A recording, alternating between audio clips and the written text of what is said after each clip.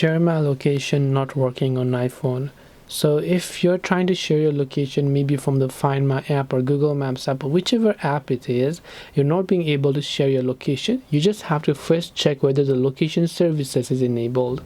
So you open up your settings, and from your settings you go to privacy and security.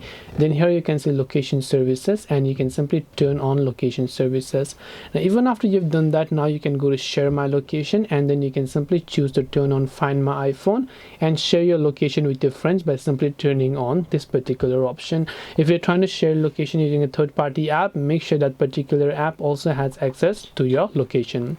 So I hope that this video helped you. If you have got any more questions, then feel free to also leave them down in the comment section below. Thank you very much for watching till the end of this tutorial, and as always, see you soon in our next video.